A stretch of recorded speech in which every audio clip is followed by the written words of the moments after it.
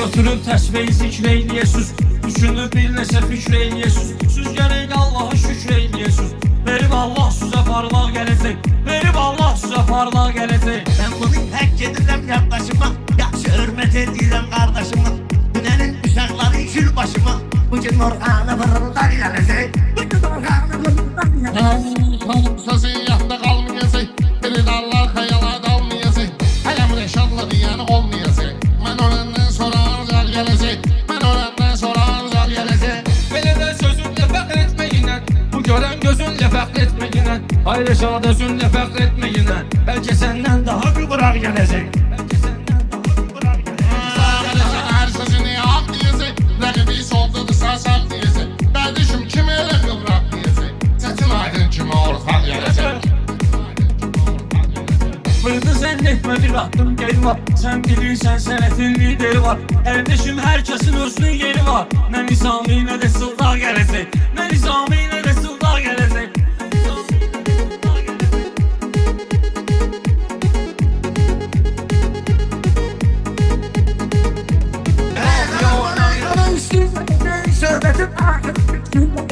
İnşallah Gələcək. evine her zoldaki dostlar gelecek. Evine her zoldaki dostlar. Yaşına söz ödülen yaddaşa koy, kıymeti yüzüye koyursan taşa koy. Bunların ikisine de baş başa koy. Dəlinin öhdəsindən axmaq gələcək, dəlinin öhdəsindən axmaq gələcək. Başladız değişmeli kırgından, yine de başlamışsan başlığından. Ay bir de gelmeyecek aydından. Sen kimi yüzden esersen gelecek. Sen kimi yüzden esersen gelecek. Sən fikirləşmə mənim üçün hərdəsən. Tənət aləmlə vırılmış sədəsən. Vətənə doğru gərək dül gedəsən. Gəldim eynən ana torpaq gələcək.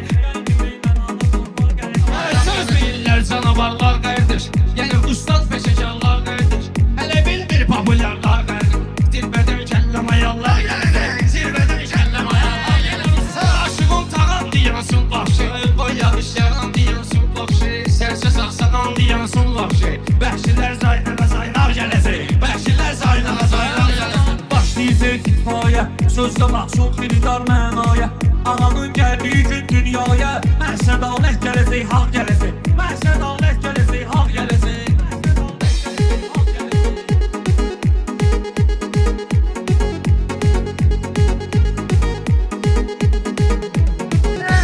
Sen gidecek dünyadan, sen gidecek dünyadan.